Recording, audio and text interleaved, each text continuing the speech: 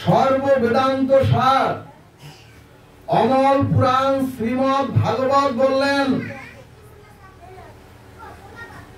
যখন জীবের ধর্ম এবং ভগবানের প্রতি, যখন জীবের ধর্ম এবং ভগবানের প্রতি আর সাধুগুরু বৈষ্ণবের প্রতি যখন জীবের বিদ্বেষ উদয় হবে, তখন শীঘ্রই জীবের বিনাশকাল উপস্থিত হবে।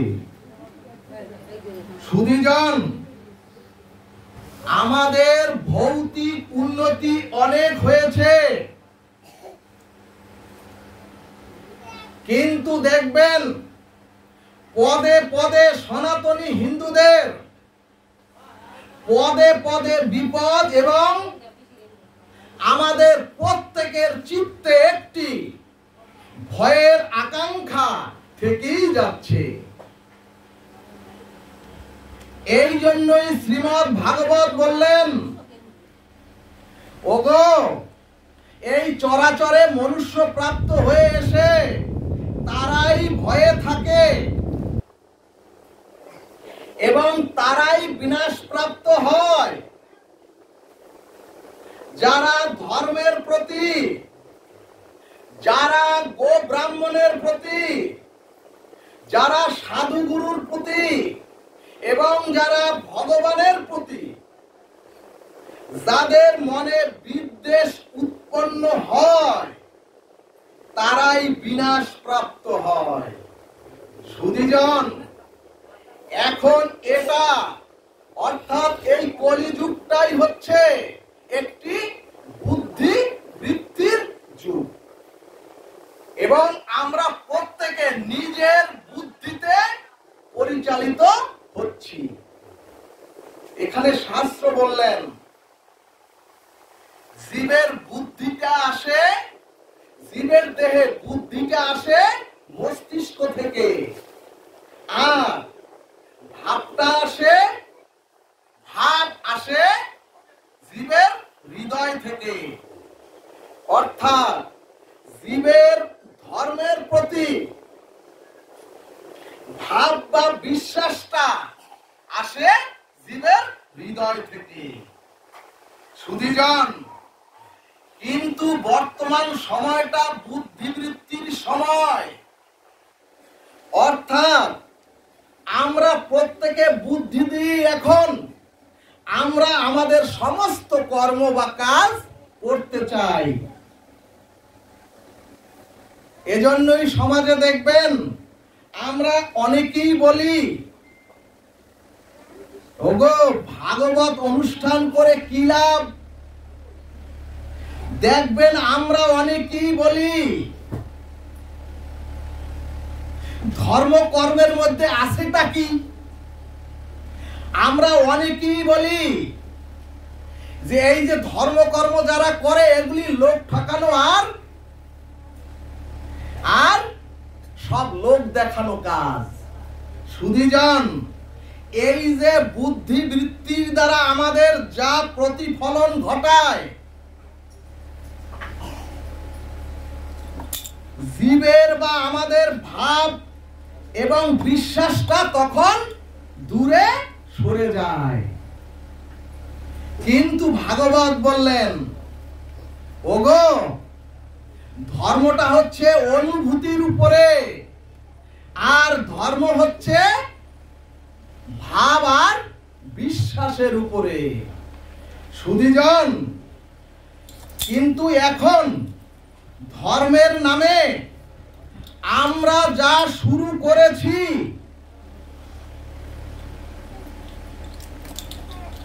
তাতে আমাদের অবারিত পতন আর অবারিত স্খলন। ও মাগো, এখন ধর্মের প্রচার, এখন ধর্মের প্রসার বহু গুণে সনাতনীদের মধ্যে বেড়েছে।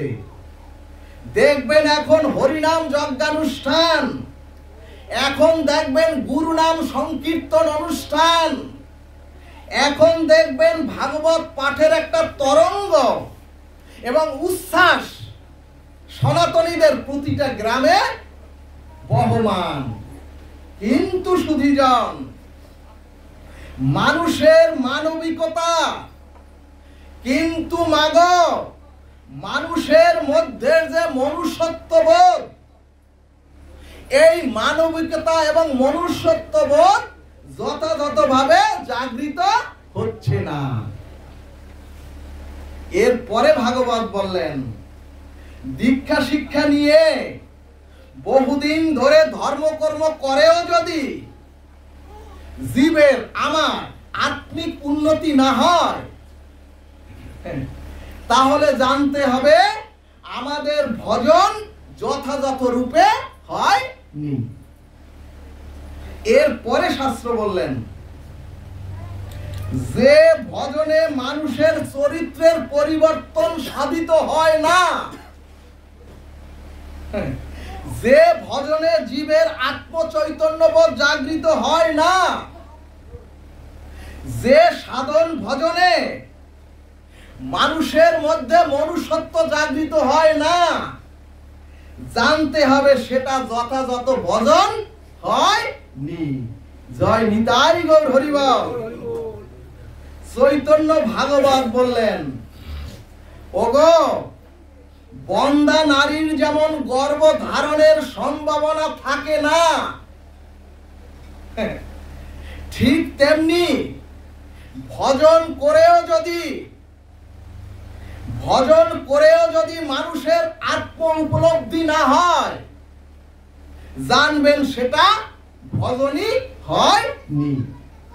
এই কারণেই প্রেম ভক্তি চন্দ্রিকায় বড়ই আক্ষেপ করে ঠাকুর মহাশয় লিখলেন, হে হরি হরি, আর কবে পাল্টিব দশা। অর্থাৎ দেখবেন যত অনুষ্ঠান, যত ভাগবত, যত হরিনাম, কিন্তু আমাদের দশাটাই পাল্টাচ্ছে না। এরপরে শ্রী শ্রী চৈতন্য চরিতামৃত বললেন, এখন একটা হই হুল্লোড় হচ্ছে বটে ধর্মের নামে। চৈতন্য চরিতামৃত বললেন, এখন একটা ধর্মের তরঙ্গ বইছে বটে সনাতনীদের মধ্যে, কিন্তু আমরা মনুষ্যত্বের পরিচয় দিতে পারছি না, এবং আমরা যথাযথ একজন শুদ্ধ ভক্তের বা একজন কৃষ্ণ ভক্তের যে গুণাবলী আমাদের মধ্যে যথাযথভাবে তা প্রকাশ হচ্ছে না। সুধীজন, এখন প্রশ্ন আসবে,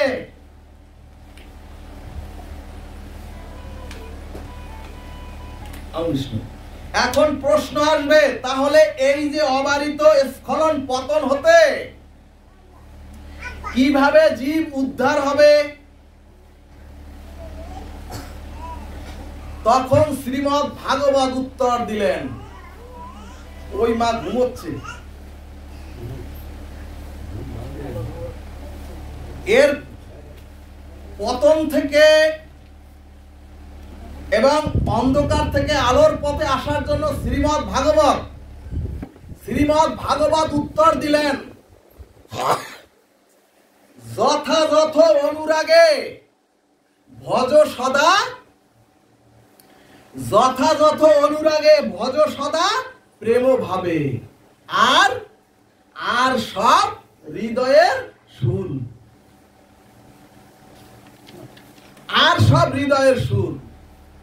অর্থাৎ আমাদের ভজনটা আমরা গৃহে করি, মন্দিরে করি, সাধু সঙ্গে করি, সেই ভজনটা অনুরাগে হচ্ছে না।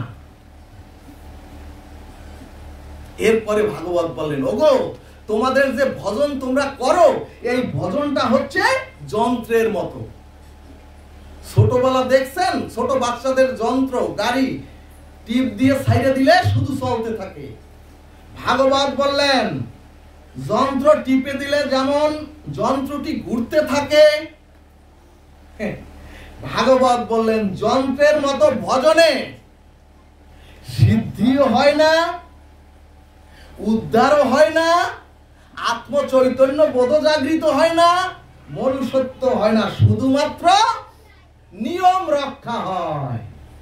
বলো না গো রাধে রাধে।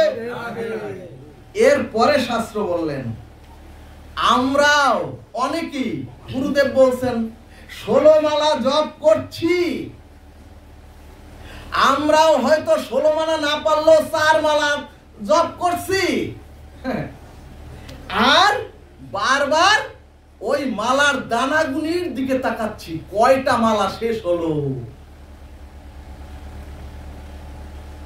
কয়টা মালা শেষ হলো।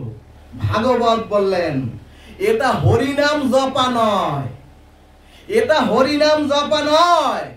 অর্থাৎ ভাগবত বললেন ওগো তোমাদের তো ওই সংখ্যার দিকে লক্ষ্য, তোমাদের অনুরাগের দিকে লক্ষ্য নাই।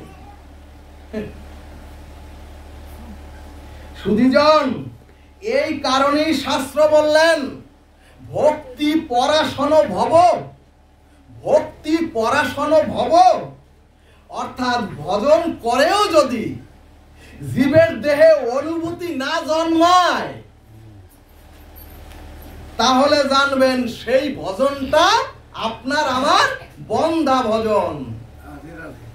অর্থাৎ বন্দার না রমণী যেমন মাতৃত্বের স্বাদ পায় না, আকাশে কুসুম বা ফুল কখনোই ফোটে না, ঠিক তেমনি দীর্ঘদিন ভজন করেও যদি আপনার হৃদয়ে অনুভূতি না জন্মায় জানবেন সেটা প্রকৃত ভজনই হয়নি।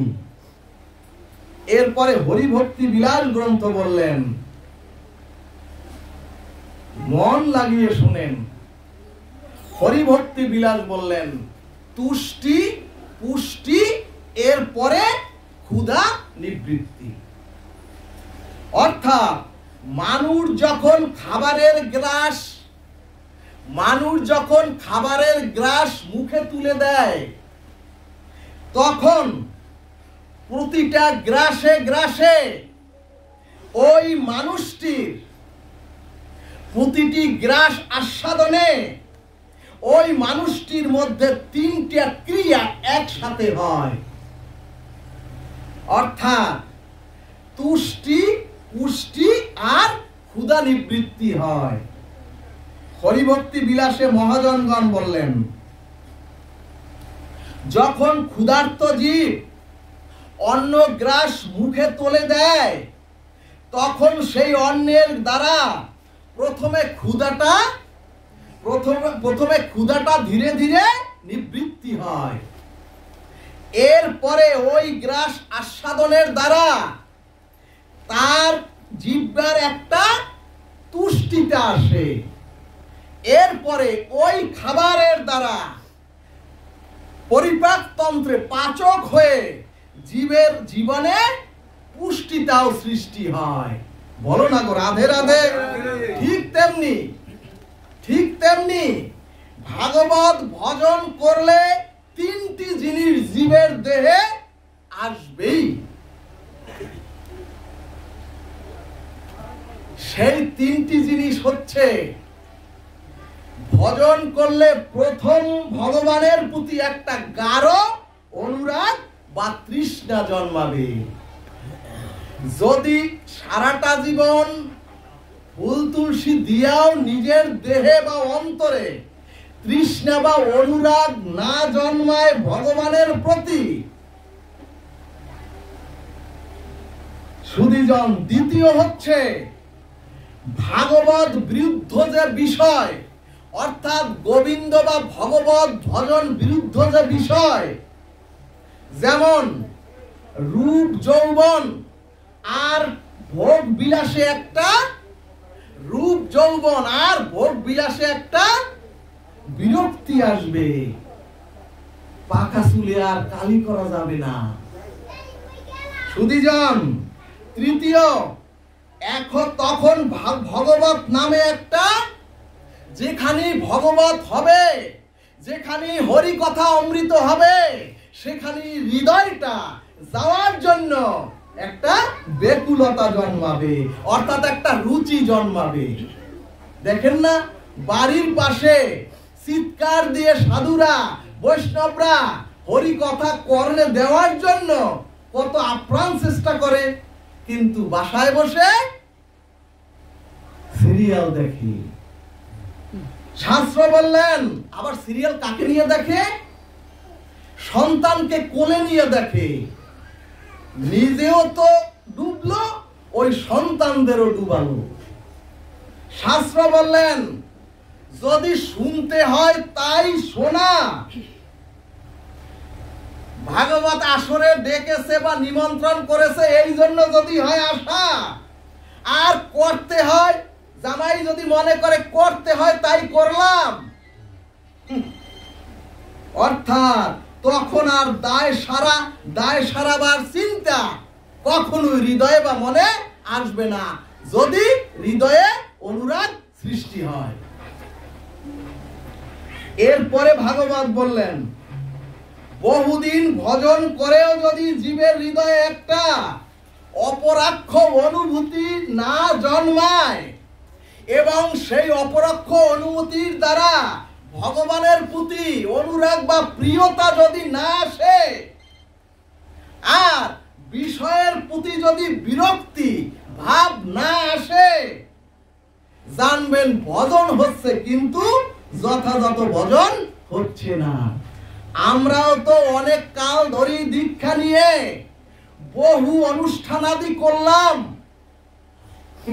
কিন্তু যদি অনুভূতি জন্ম না নেয় তাহলে জানবেন ধর্ম নয়, শুধুমাত্র অনুষ্ঠান হয়েছে,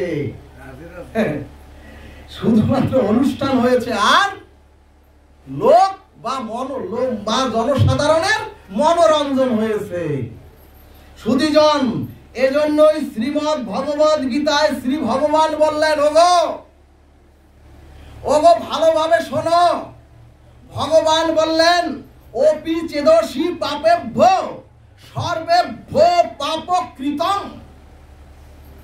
অর্থাৎ ভগবান বললেন, পৃথিবীর সব থেকে পাপী অথবা পৃথিবীর সব থেকে যদি তুমি অতি পাপীও হও এবং সারাটা জীবন ধরে যদি তুমি স্খলিত কর্ম করো,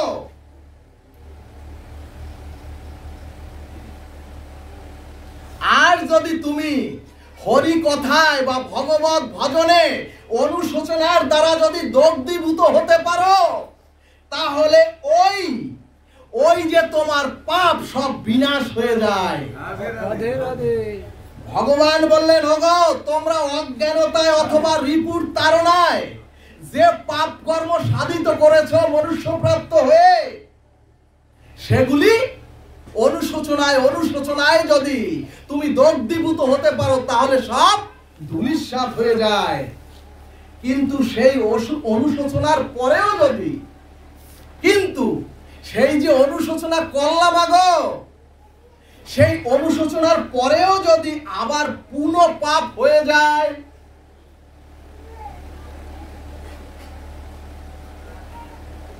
তখন ভগবান বললেন, তাহলে তুমি নরকের কারণ হবে। ভক্তগণ, মহেন্দ্র যোগেন্দ্র মুনি ঋষিগণ সুখদেব গোস্বামীকে 60,000 মুনি ঋষিগণ সুখদেব গোস্বামীকে জিজ্ঞেস করলেন, আমাদের উত্তমদাকে জিজ্ঞেস করলেন, মুনি ঋষিগণ উত্তমদার কাছে জিজ্ঞেস করলেন, হে প্রভু, পাপ মুক্তির শ্রেষ্ঠ উপায় কৃপা করে বলুন। সুখদেব গোস্বামী বললেন, পাপ মুক্তির জন্য জীব যে দান ধ্যান করে, ওই লোককে জাগান তো, পাপ মুক্তির জন্য জীব যে দান ধ্যান করে,